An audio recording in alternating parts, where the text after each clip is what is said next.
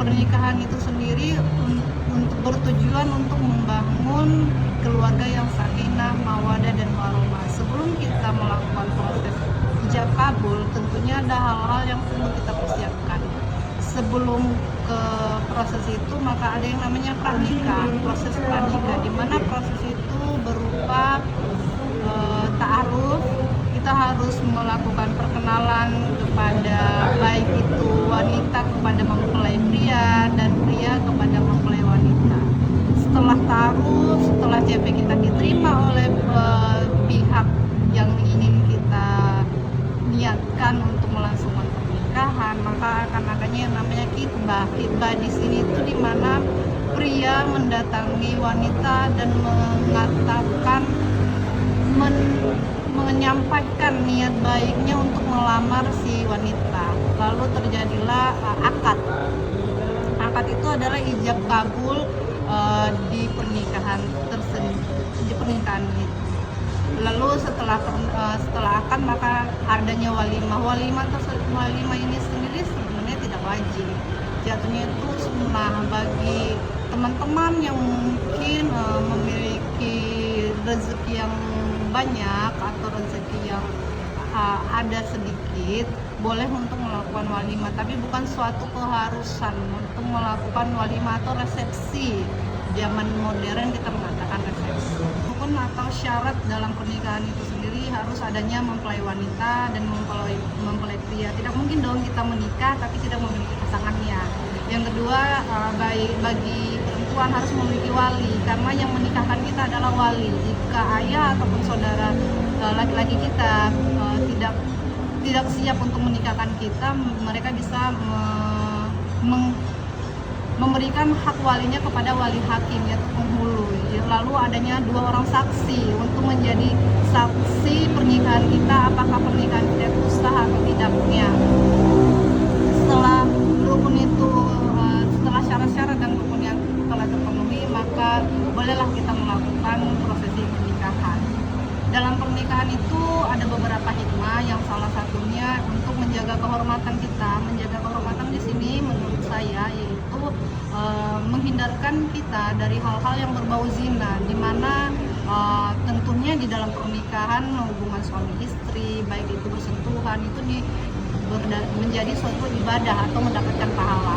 Yang kedua, untuk melestarikan keturunan. Melestarikan keturunan di sini bukan berarti tujuan dari pernikahan itu sendiri hanya sebuah untuk menghasilkan keturunan, tentunya tidak.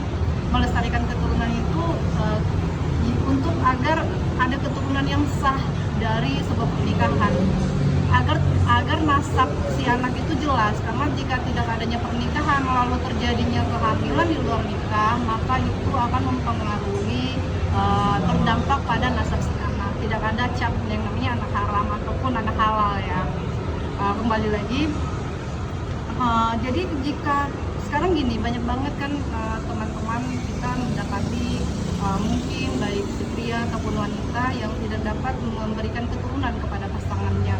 Lalu si pria memutuskan untuk menikah lagi, ya sah-sah saja sih sebenarnya. Tapi jika kita menjadikan bahwa memiliki anak itu suatu hal wajib dari sebuah pernikahan atau hikmahnya, lalu ketika kita tidak mendapatkan anak, malah kita mengatakan bahwa kita tidak mendapat hikmahnya. Tidak. Anak itu adalah hal yang di luar kuasa dan kapasitas kita tentunya. Jadi ketika suami istri yang belum memiliki anak, bukan berarti dia tidak mendapatkan hikmah dari pernikahan itu sendiri. Tentunya dia mendapatkan hikmah dari pernikahan. Kenapa? Selain melestarikan keturunan, hikmahnya yang lain adalah memperoleh pahala. Kita ketahui bahwa pernikahan itu adalah suatu ibadah, menyempurnakan ibadah kita. Mengapa menyempurnakan ibadah kita? Karena saya pernah dengar pepatah atau mungkin kata orang tua bahwa hal yang paling jahat itu adalah kelamin kita sendiri. Jadi ketika kita sudah menikah, bahwa kita terhindar dari dosa besar itu, yaitu perzinahan. Maka oleh karena itu kita sudah menyempurnakan setengah dari ibadah kita. Banyak sekali kita dapati pada zaman sekarang wanita-wanita yang takut untuk menikah atau bahkan memutuskan tidak menikah. Sebenarnya itu bukan suatu kesalahan, karena menurut pandangan saya mengapa hal itu terjadi? Karena ada pergeseran nilai sosial yang terjadi akhir-akhir ini, di mana pernikahan itu dianggap suatu kewajiban, sedangkan dalam sebuah pernikahan itu ada beberapa hukum, ada hukum yang menyatakan pernikahan itu wajib, sunnah, bahkan haram ketika baik itu pria ataupun wanita sudah mampu secara fisik, secara finansial dan mentalnya, dan untuk menjaga agar dia tidak terjadinya perzinahan, maka dia diwajibkan untuk menikah.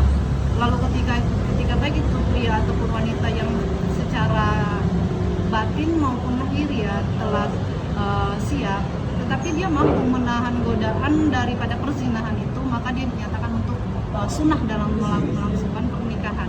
Dan ketika kita, atau baik itu pria ataupun wanita yang menikah dengan niat untuk menyakiti pasangannya atau ingin membalas dendam contohnya, maka itu sebenarnya hukumnya haram. Jadi sebenarnya buat teman-teman perempuan ataupun pria sekarang yang tidak memiliki keinginan untuk menikah, itu tidak apa-apa, karena sebenarnya selagi kita masih bisa menahan godaan daripada perzinahan itu sendiri, yang memang dosanya itu dosa besar, maka sebenarnya sunnah untuk kita menikah. Jadi tidak menjadi suatu keharusan bahwa kita harus menikah.